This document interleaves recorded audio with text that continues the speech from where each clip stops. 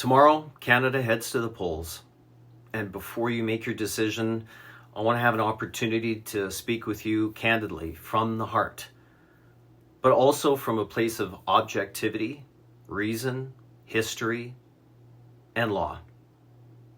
Unfortunately, too many voters today are looking for a 30-second news clip or slogan to try and answer a 20-minute question.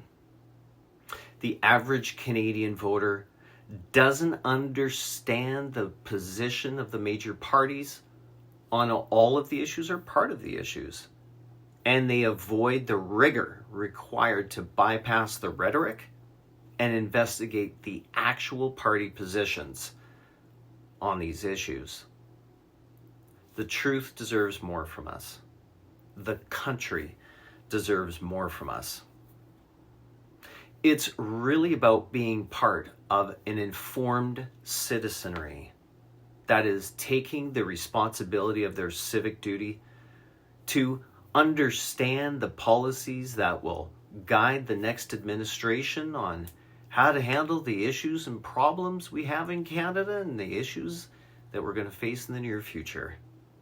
Whether that leads you to vote for Party A or Party B, or whether it leads you to conscientiously object and abstain from voting, it is the responsibility of each voter, each citizen, to understand the foundation of common law and the common law system and act in accordance with that understanding and with their values.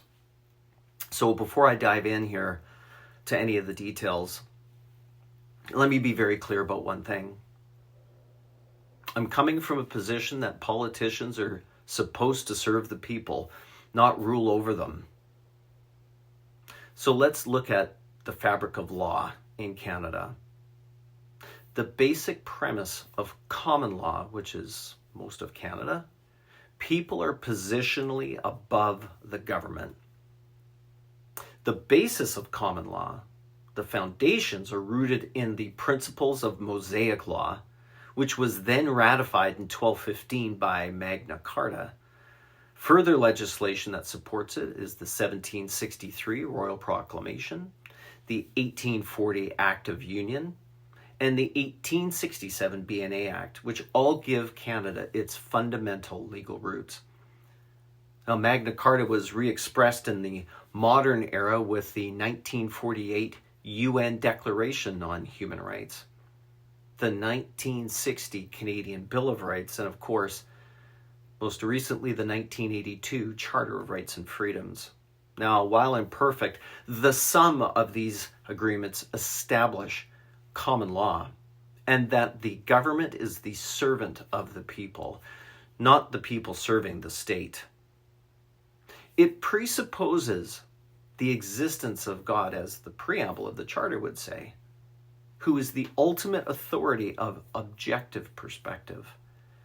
Civil law, on the other hand, flips that order around, putting the government above the people. Civil law has its roots in Roman law and rooted in Babylonian law, which was first established historically in Daniel chapter 3, where Nebuchadnezzar established a subjective supremacy over objectivity and God. Also referred to as natural law, the basis of our unalienable rights exists not because the government establishes such rights from time to time, but they exist based on our universal humanity, either as evolved creatures through the universe or that we were created by a creator who endowed us with such rights.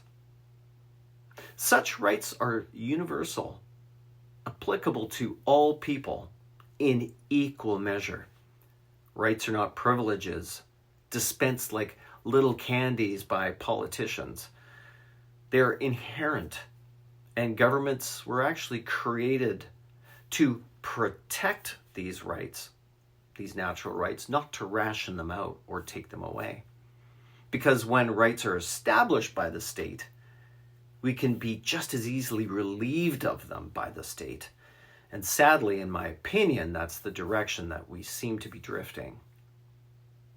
Too many people today demand that the government force others to act in a way that suits their personal beliefs and use their power to do so. But that's a fundamental misunderstanding of the structure of common law and the structure of the basis of it. Now, additionally, we have to look at psychology and human behavior. We have to take this understanding of the history of law and the law and now add into this recipe the basic human psychology. What has happened in Canada isn't just limited to being bad governance. It's emotional abuse, straight up, scaled up to a national level. Fear, guilt, shame, confusion, mixed in with small rewards for obedience. This is called trauma bonding in psychology. The same psychological phenomenon that keeps people loyal to personal abusers. Trauma bonding is not unique to personal relationships. It's now a mass social control weapon. Just like an abusive partner says, "I'm hurting you for your own good. You're nothing without me. Everybody else is worse." Our politicians say, "You must sacrifice more for safety. You must obey to be a good citizen. You'd be lost without us." This cycle rewires the victim's brain. Stress hormones like cortisol and adrenaline spike during abuse. Feel-good chemicals like dopamine and oxytocin spike during reconciliation and reinforce this bond.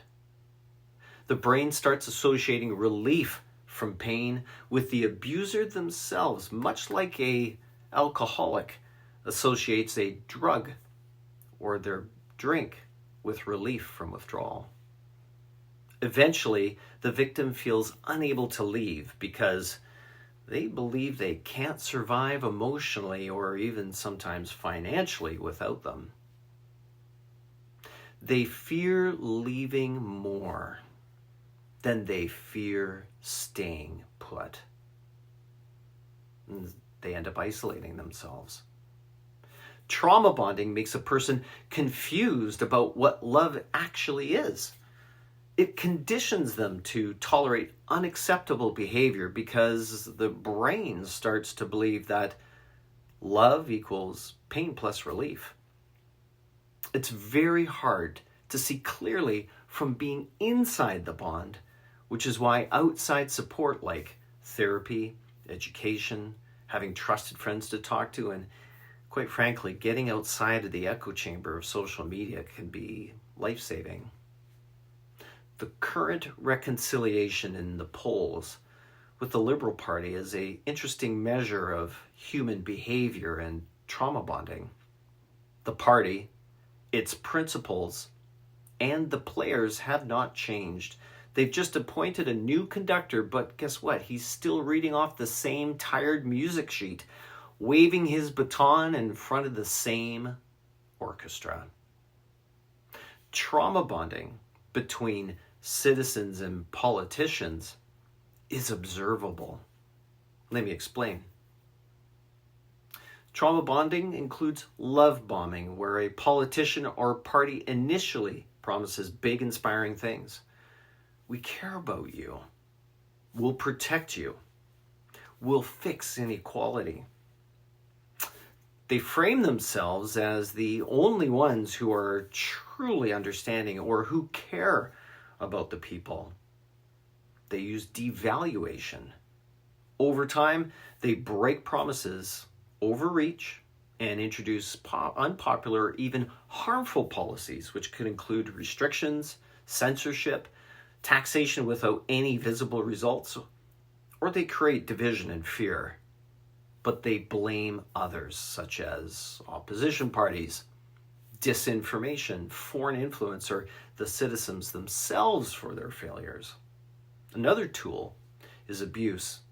Citizens experience real harm, which could come in the form of economic hardship, loss of freedoms, being shamed or punished for having dissenting opinions. Rising cost of living is also one. Some recognize it, but many don't because they've been emotionally conditioned to trust the abuser. Another tool is reconciliation. After moments of mass dissatisfaction, the leading party offers small reliefs like a minor rebate, a public apology, a virtue signaling policy like a new social program, or they introduce a listening tour to reset that loyalty.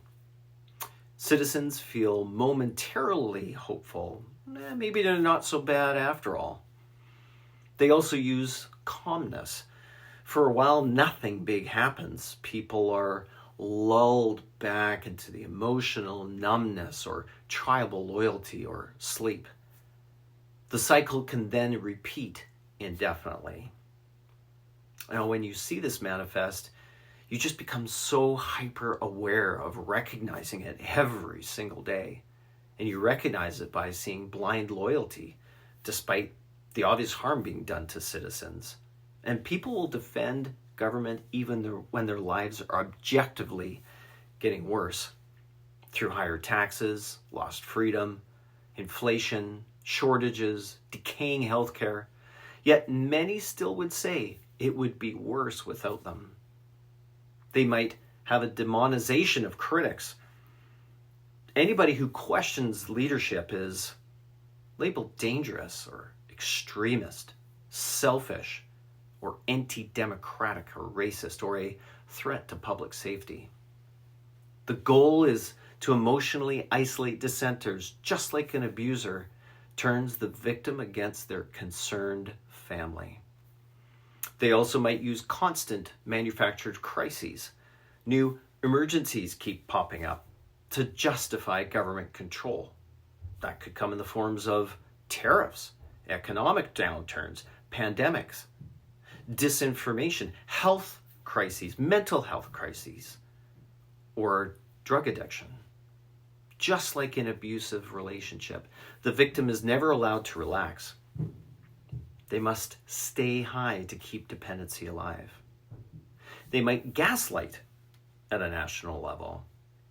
And this happens when leadership denies the obvious reality and says, inflation is good for you.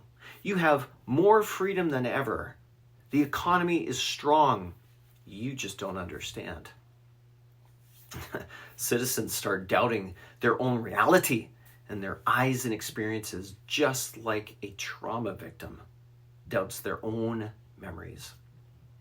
Sometimes they use love and threats mixed together. The government simultaneously says, we love and care for you, but simultaneously will say, if you don't comply, you will be punished severely. This confusion keeps the people emotionally trapped, just like an abused partner who is hugged one minute and struck the next.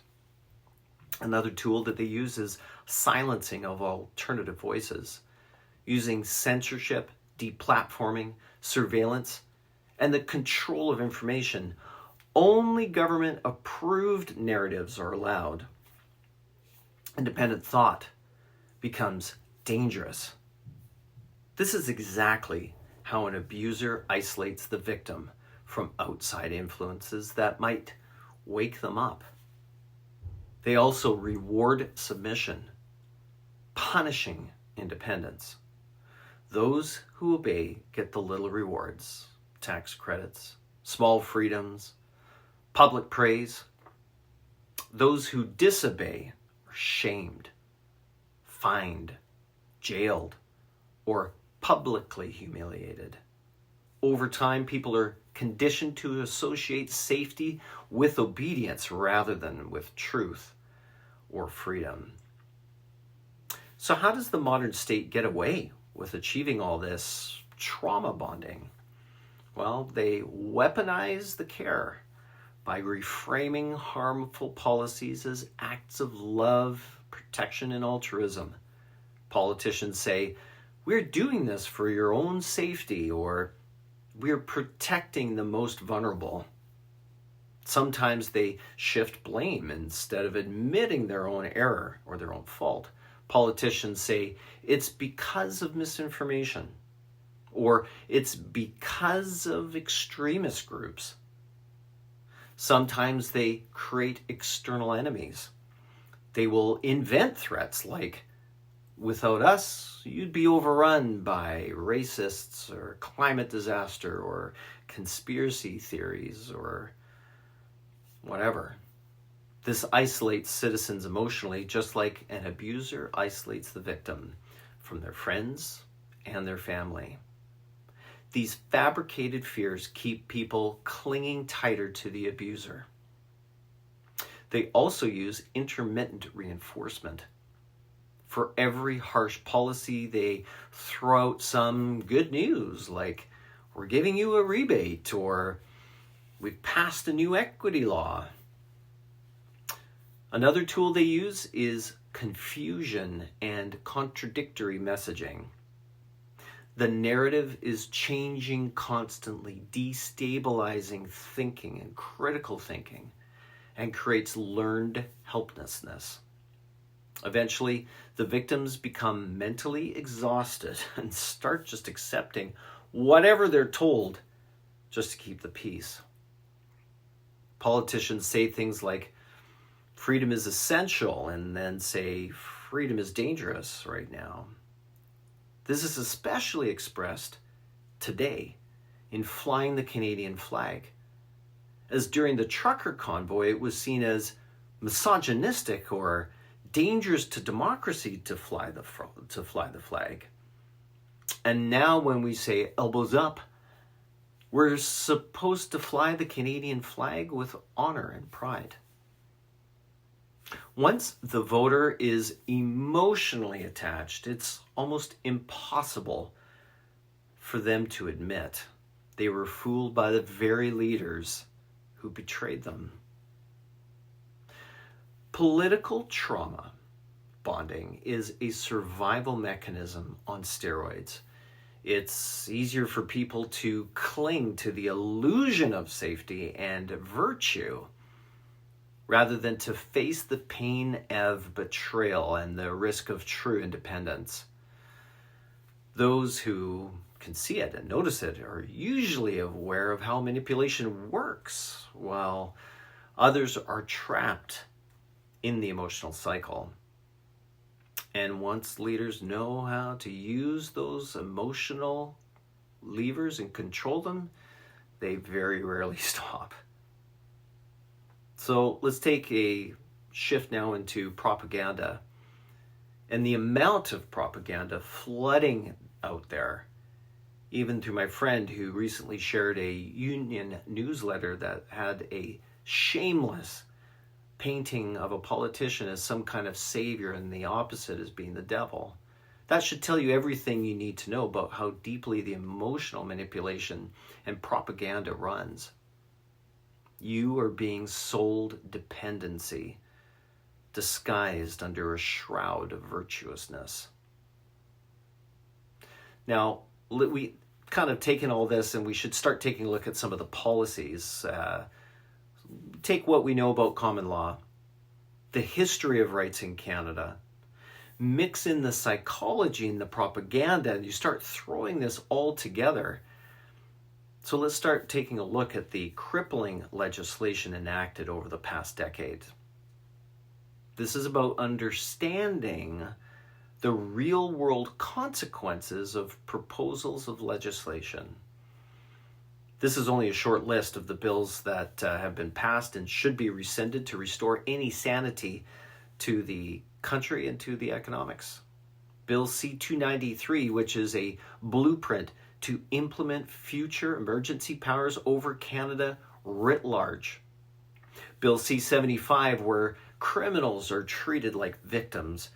Look, you don't need to go buy and play the new Grand Theft Auto anymore. You can literally just walk outside, Statistics on crime are up on just about every indicator, and they're up very significantly. And sadly, Bill C-69, which deliberately kneecapped our natural resources sector. Canada has the third largest oil reserves in the world, yet we import 179 barrels of foreign oil every year because the Liberals shut down the pipelines, making us totally dependent on the U.S. We're the fifth, or should be the fifth, largest supplier of natural gas, and yet the Liberals claim there's no business case for liquid natural gas exports, for example, to Japan or Germany. Bill C-11, which, while it was properly targeting child trafficking, but eventually got the wording wrong and was too obtuse, and was used as a backdoor to curb free speech.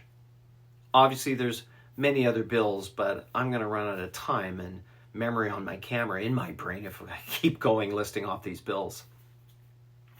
This is all about economic sabotage, pure and simple.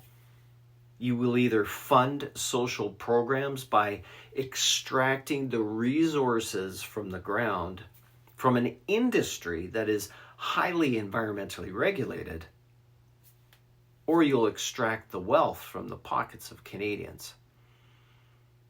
But all the while importing oil from less regulated places on the planet. It's confusing. In regards of economics, one of the Prime Minister candidates is a central banker, and in order to understand how he thinks, you have to understand what they do is they create inflation. And what is inflation? Simply put, it's the greater supply of money in a local or national economy that goes faster and grows faster than the goods produced. The exchange value of each dollar decreases. The prices seem to increase, but it's actually that the goods are not more expensive per se. It's just that the dollars have become less valuable. And inflation is a government policy. It's theft by any other name, controlled by the central bankers. Moving on to carbon tax policy, it's gone from bad to worse in a Bay Street minute. Let me be clear, the carbon tax is not dead. The consumer price on carbon tax is currently set to zero through an order in council that was signed by the Governor General. The Liberals are promoting a new producer's carbon levy that will be included as a line item expense in corporate budgets.